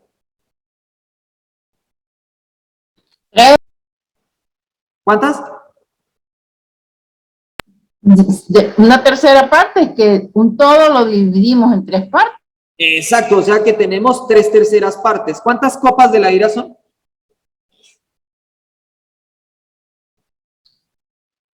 7, muy bien. La última no destruye nada, solamente son 6 copas las que destruyen. O sea que ¿cuántas tierras destruimos? Buena pregunta. ¿Sí? Ok, entonces, ¿cuántas tierras destruimos? 2, ¿cierto? Porque si dice que destruyó la tercera parte, después la tercera parte, después la tercera parte, pues ahí ya se fue una tierra. Pero no, mire que siguió destruyendo otra tercera parte y otra tercera. ¿Cuántas tierras va a destruir? Entonces, ellos lo toman de manera literal, pero resulta que el Apocalipsis no se puede interpretar de manera literal, sino que debemos alegorizar, obviamente. Ahora, hay otras personas que piensan que transmite un mensaje cifrado. Entonces intenta interpretar todos los símbolos para encontrar el significado real. ¿Ok? Entonces dice que Juan lo escribió de esa manera porque si uno de los soldados que estaba en la isla de Patmos recibía la carta y la abría y la leía, entonces no iba a entender, porque que iba a saber que era el 666 y que iba a entender lo de la gran ramera y que iba a entender lo del cordero y que iba a entender lo de los santos y de los ángeles. Iba a decir, este tipo está loco, y seguramente iba a enviar la carta. Pues que la iba a enviar, obviamente no la iba a enviar, no la iba a llevar. Si decía está loco, pues no la iba a enviar. Pero lo que pasa es que lo que estaba haciendo Juan, que ojo, no sabemos si es el apóstol o es el anciano de Éfeso, solamente dice que fue Juan. Lo único que se sabe es que lo escribió de esta manera porque era un mensaje apocalíptico y eso era muy común en la época, era supremamente común en la época. Y por último, tenemos describir aspectos espirituales por medio de símbolos. Y el tema es que hay un conflicto acá, y es que los conflictos espirituales son espirituales y no son físicos, ni son realidades históricas. Y sabemos que el Apocalipsis es el libro, el libro por excelencia de los mártires. porque los mártires sí tuvieron que sufrir todo esto en el Coliseo de Roma, cuando Nerón los quemaba como antorchas humanas en Roma. Bueno, pero eso fue años antes, como 40 o 50 años antes. Sin embargo, este libro es el libro por excelencia de todos los mártires, del cristianismo. Entonces, si nosotros lo tomamos como que es algo espiritual, primero que todo vamos a estar siendo muy gnósticos, ¿sí? Vamos a entrar en el gnosticismo y no todos son sufrimientos espirituales, sino que fueron sufrimientos físicos, fueron sufrimientos que tuvo que vivir la iglesia del Señor en alguna época. Ese sería el problema. Ahora, si ustedes preguntan la opinión de James es irrelevante, realmente. La opinión de James no importa, pero se las voy a dar de todas maneras. ¿Cuál es mi opinión? Ok, mi opinión es que Juan toma alegorías propias de la época. Él está tomando, por ejemplo, cuando dice que Apolos, cuando habla de Apolos y cuando habla del sol, que dice que Dios pone el sol oscuro y bueno, y cosas así semejantes, él lo que está haciendo es hacer una alegoría porque está atacando a Apolos, que Apolos era un dios supremamente fuerte para el culto imperial, porque Apolos era el que sacaba a pasear el sol todo el día, él era el que iba y empujaba el sol, y ese era el trabajo de Apolos, empujar el sol, y él descansaba en las noches. Cuando Jesús dice eso, entonces está diciendo, cuando Juan dice eso, está diciendo que Jesús es más poderoso que Apolos, porque lo puede doblegar. Bueno, y hay muchas alegorías que están detrás de atacar el culto, de atacar el culto imperial. ¿Qué cree James? Que el Apocalipsis se cumplió todo en el siglo I. Bueno, en todo no, hasta el capítulo 18 aproximadamente. Pero no vamos a entrar en polémicas con eso porque es mi creencia, ¿no? Yo sé que pueden haber milenialistas aquí en este momento y eso sería un tema de nunca acabar y nos podemos amanecer aquí hablando acerca del milenio, el premilenio, el posmilenio y bueno, y todas esas cosas. Es lo que yo pienso, ¿ok? Y ya por último, sí quería darles, y ahora sí ya es lo último para que se vayan a descansar, que ustedes hicieran un análisis de un texto, de un pequeño texto en Apocalipsis, para que ustedes se den cuenta que no todo es como nosotros lo vemos. Y es este texto.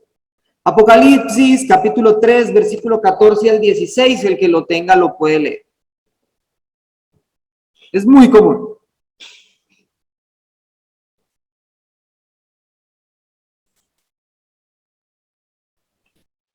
Amén. Sí. Y escribe el ángel de la iglesia en la Odisea. He aquí el amén, el testigo fiel y verdadero, el principio de la creación de Dios, dice esto: yo conozco tus obras, que ni eres frío ni caliente. Ojalá fueses frío o caliente. Pero por cuanto eres tibio y no frío ni caliente, te vomitaré de mi boca. Muchas gracias, hermana María. Entonces, la Odisea, para quien fue escrita esta carta, la Odisea era una ciudad que tenía problemas de agua. ¿Sí? Ella tenía problemas de agua, no tenía un acueducto propio, entonces los hombres de la Odisea, muy inteligentes, muy proactivos ellos, fueron y tomaron agua. Había una fuente de agua proveniente de los montes frigios, que eran unos montes muy elevados, donde el agua se congelaba, bueno, no se congelaba, sino que era agua era agua helada, era agua muy fría, y ellos construyeron un acueducto que les trajera el agua hasta su casa. No sé si ustedes han visto se me va la palabra, estos programas que hacen de las culturas antiguas, ¿cómo es que se llama eso?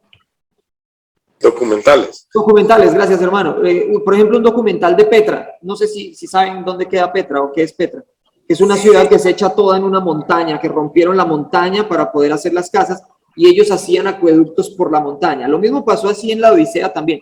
Ellos hicieron un acueducto y lo llevaron hasta su casa, pues hombre, agua fría. Hoy yo fui a jugar fútbol con mi esposa y con mi hija, porque pues les toca acostumbrarse a lo que a mí me gusta, ¿no? Yo no voy a jugar con muñecas, a ellas les toca jugar fútbol.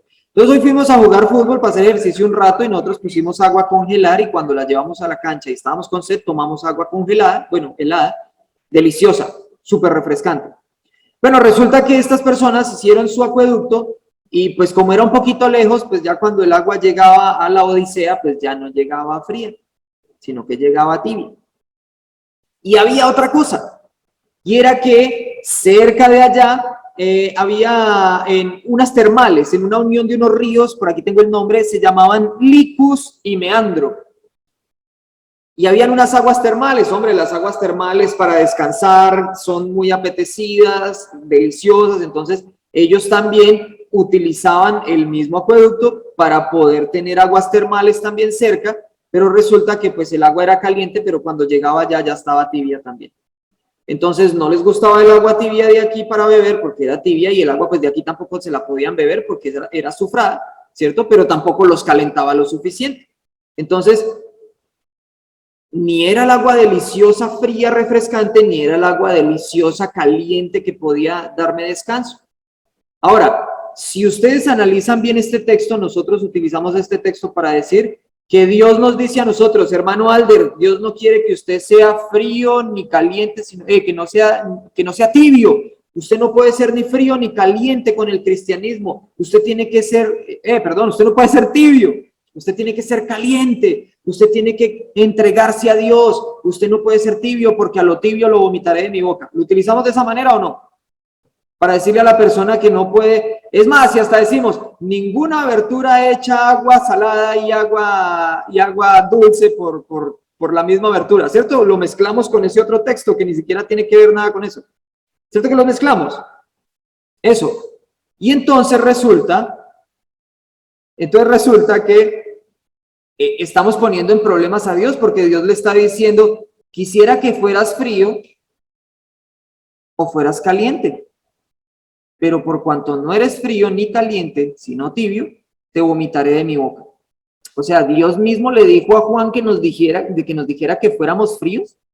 Qué contradicción, ¿no? ¿Para qué Dios quiere que nosotros seamos fríos? Pues preferiblemente tibios, ¿no? Mejor tibios que fríos, en todo caso.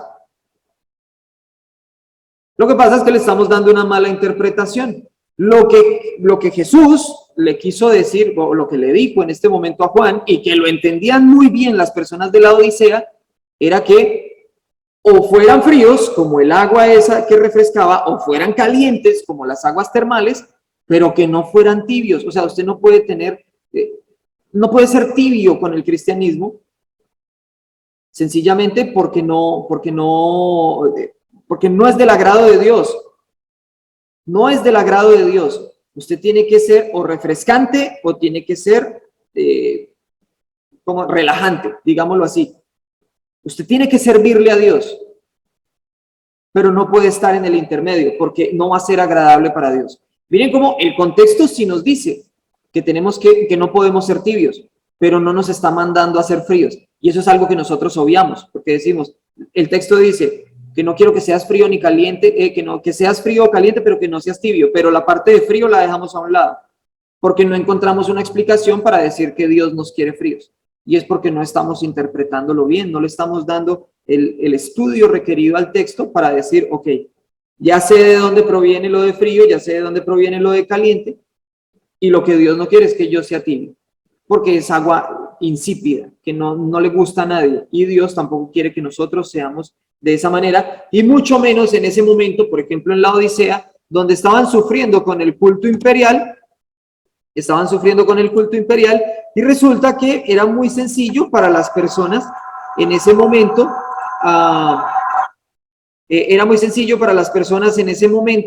aceptar el culto imperial también. Aceptar el culto imperial y estar también con el cristianismo al mismo tiempo. De eso era que hablaba este texto. Hermanos, que Dios los bendiga. Muchísimas gracias. Llegamos al final de nuestra clase y bueno, perdón por aburrirlos y por dormirlos. Entonces, muchas gracias, hermano James. Hermanos y hermanas, ustedes que están aquí en diferentes puntos de América Latina y principalmente en América del Sur, hoy es el momento, pues, si usted tiene alguna pregunta para el hermano James o comentario, ahorita es el momento, porque estamos a las 8:30 y tenemos media hora todavía que ustedes pueden comentar para que de esa manera, pues, demos por cerrado este ciclo de enseñanzas acerca de la interpretación bíblica. Está la tribuna abierta, así que hermanos y hermanas, pueden ustedes opinar, pueden ustedes preguntar, pueden hacer el comentario que ustedes gusten. El mejor café es el de Honduras.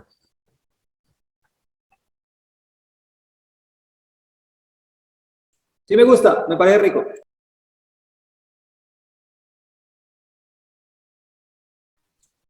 No, nadie, no hay ningún. Yo. Ok, hermana.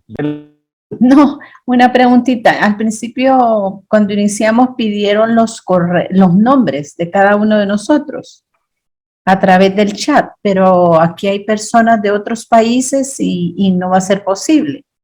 Entonces, ¿por qué medio los demás hermanos van a mandarle los nombres? A mi WhatsApp, hermana. Es a mi WhatsApp. Ellos me lo envían al WhatsApp y... Ok. Está bien. ¿Alguna otra pregunta, consulta, comentario, amenaza? Una consulta, hermano James. Al principio tú mencionabas un término, pero no escuché muy bien la definición. Oráculo, cuando comentabas sobre los profetas, mencionabas el término oráculo, pero no me quedó claro qué significa. Ah, ok, hermano. Bueno, el oráculo era es más o menos como una especie de predicción. Los oráculos de los profetas era cuando lo que decíamos que Dios les decía a ellos, ok, dígale al pueblo que si no se arrepienten, entonces va a pasar esto y esto y esto. Entonces, como siempre, y eso no solamente es en la cultura hebrea, ni en la cultura griega, ni cristiana, sino que si ustedes miran, por ejemplo, películas que tengan que ver con referencia a la antigüedad, o si ustedes leen libros o de los historiadores, ellos hablan de los oráculos, todos tenían un oráculo, era muy común consultar los oráculos, y eran tipo profecías de lo que iba a suceder, bueno, profecías, como le decimos nosotros entre comillas, pero era más como ver qué iba a pasar en un futuro, tener una visión de qué iba a pasar en un futuro muy cercano, porque los oráculos se consultaban más que todo para ir a la guerra. Iban y le preguntaban al oráculo o a los ancianos, ¿cómo me va a ir en la guerra? Y ellos le decían, no ataques, si ataca de tal manera, y por eso era que se consultaban los oráculos. Era como una profecía muy cercana, digámoslo así, una visión muy cercana, y casi nunca es literal, casi siempre es alegórica, siempre se da como de forma poética. Eso es un oráculo, hermano. Ok, sí, muchas gracias, ya me quedó claro. Gracias, hermano.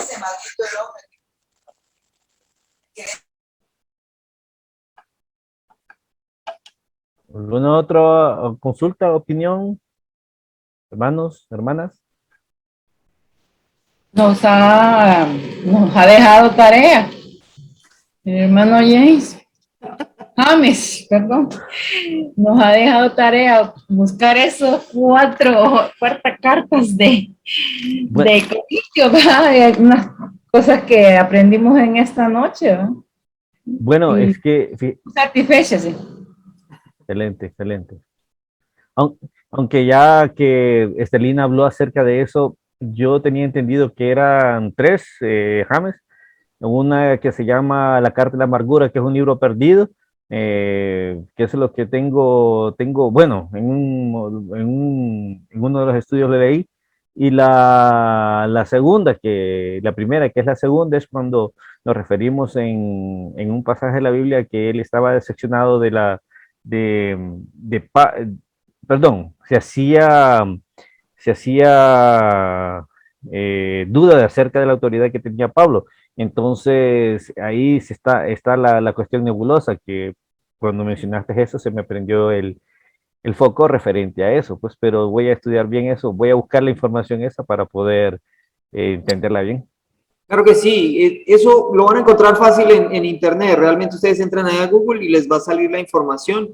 Hay algunas fuentes que les va a decir, bueno, tienen que mirar las fuentes realmente, no es como solamente entrar a Wikipedia o a Google y ya, sino que ustedes tienen que analizar varias y de ahí ustedes van a sacar la mejor información. Pero como para que ustedes tengan de pronto un poquito más de claridad, bueno, realmente son 5, no son 4, solo que una está unida. Entonces, ¿cuáles serían esas 5? Está la primera, que es una carta inicial que no tenemos. Después viene la segunda, que es nuestra primera de Corintios. Después viene la carta dura, que es una carta en la que Pablo les habla fuerte a la iglesia de Corinto, por la que hay un problema, Pablo les llama la atención y hay un problema, y entra nuestra segunda de Corintios, que es donde ya Pablo se está defendiendo, porque ya había un problema, él tenía ya un problema con ellos, y no los había visitado personalmente, sino que había sido por carta. Esa sería la cuarta. Pero resulta que en esa cuarta hay dos cartas metidas, dos cartas diferentes están unidas en esa misma carta. Por eso se cree que hay cinco cartitas, porque Segunda de Corintios es la cuarta y la quinta al mismo tiempo, que están unidas. Y hagan un análisis entre el capítulo 8 y el capítulo 9 y me dicen cuál va primero. Bueno. De Segunda de Corintios. Segunda de Corintios. Puede repetir nuevamente, yo me quedé así un poquito confundida. La primera carta de Corintios. Esa está perdida, hermana. Esa no se conoce. No se conoce. Pero hay indicios de que la hay porque Pablo hace referencia a ella en Primera de Corintios. En nuestra Primera de Corintios él hace referencia a que ellos ya le habían mandado una carta.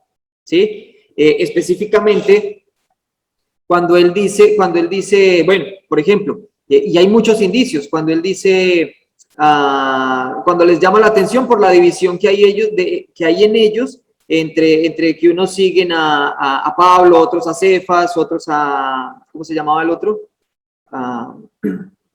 Apolos. Apolos, eso. Entonces, ahí ya alguien se fue de chismoso a contarle a Pablo que había algo, ¿cierto? Entonces, ahí sí hay algún indicio. Y él les dice, como ya les expliqué anteriormente en carta, hay varios lugares de Primera de Corintios donde Pablo se expresa de esa manera y dice, ya les expliqué a ustedes por carta, por medio de carta. O sea que ya Pablo les había escrito. Viene Primera de Corintios, que sería la segunda. Después viene la carta dura, que sería la tercera, que es la del problema entre la iglesia de Corinto y Pablo. Después viene Segunda de Corintios, que sería la cuarta, pero Segunda de Corintios son dos cartas en una. Bueno, puede que no sean dos cartas en una, sino que hay algo que se llama...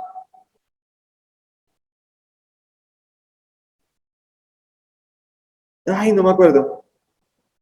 Bueno, hay como una carta metida en medio de esa carta. O sea, es una carta, pero dentro de esa le metieron otra. Por eso les digo yo que analicen el capítulo 8 y el 9 y me dicen cuál va primero.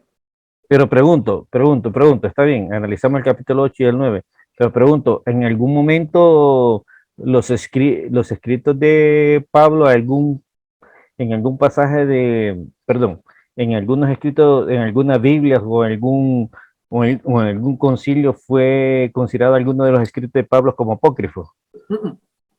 Jamás, ninguno. Okay. Porque Pablo tiene una particularidad. Te pregunto esto para de esa manera hacer la búsqueda más pequeña, pues, o sea, más específica, pues, sí. porque de repente encuentro esas Biblias que son bastante raras, como la Biblia Pechita, como la Biblia Siriaca. Se me ocurren esas dos ahorita que tienen unos libros que aparte de los apócrifos que están montados, tienen otros libros raros, pues, entonces por eso te mencioné. Preguntaba eso, pues. Sí, claro, yo siempre he tenido esa duda, ¿cuál fue la carta que los corintios le escribieron a Pablo para que Pablo les respondiese? Para que se manejase todo eso, aunque la verdad de Dios no fue quitada.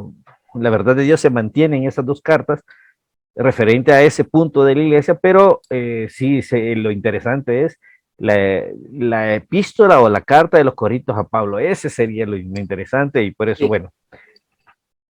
Pero no, hermano, no. Lo bueno de Pablo es que la particularidad de Pablo es que él siempre firmaba sus cartas. Entonces siempre empezaba diciendo, yo, Pablo, apóstol de Jesucristo, a vosotros que estáis en X lugar.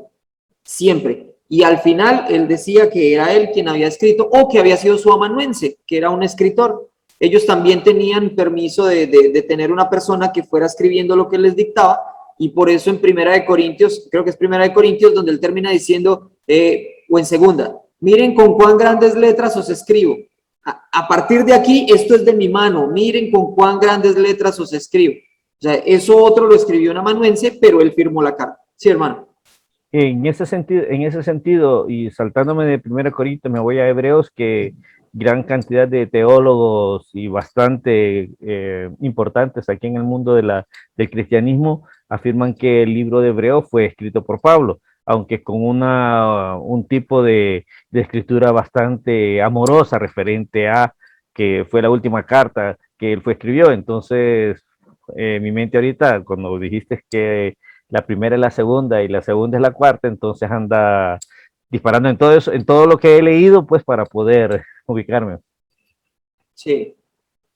Y bueno, yo en esa de Hebreos no me meto porque realmente no. Sí, es una lucha que se tiene todo el mundo religioso, la iglesia católica, la iglesia evangélica, bueno, los traductores, incluso los mismos traductores, los grandes traductores que ha tenido la Biblia desde hace mucho tiempo han sido personas no creyentes, más que todo han sido científicos y han traducido la Biblia de los principales escritos que han habido, y entonces han presentado eso, pues, y hasta ellos han tenido esa conclusión.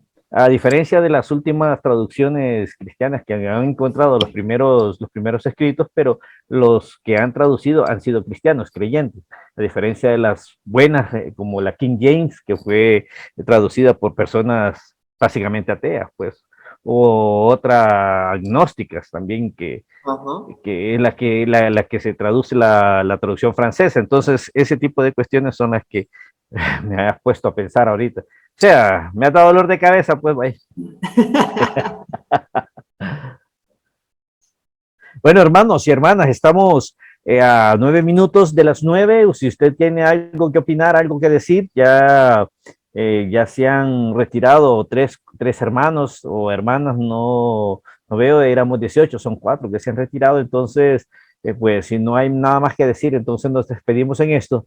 Y vamos a rogarle a nuestro hermano Alder que nos despida en este evento que hemos culminado de 4 viernes. Agradecidos estamos nosotros como hermanos, como en la Iglesia de Cristo aquí en Las Lomas, de que usted haya tomado su tiempo, en diferente de tiempo. Yo sé que para algunos de ustedes es bastante de noche. Y bueno, hoy que terminamos, y agradecido, como vuelvo a repetir, por su presencia. Gracias hermanas, gracias por sus aportes. Ana María, siempre ha sido interesante cuando le escucho referirse, Estelina y todos los hermanos que han participado en esto. Ha sido muy, pero muy, muy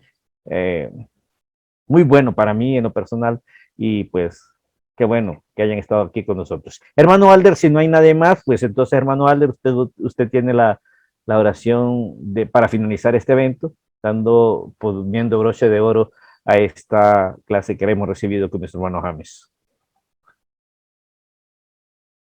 Muy bien, muchas gracias, hermano.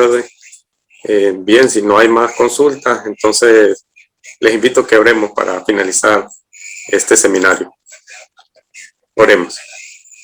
Amantísimo Dios y Padre Celestial, queremos darte las gracias nuevamente por todas las bendiciones que tú nos das. Gracias por la bendición en especial que hemos tenido de recibir este seminario en manos de nuestro hermano James.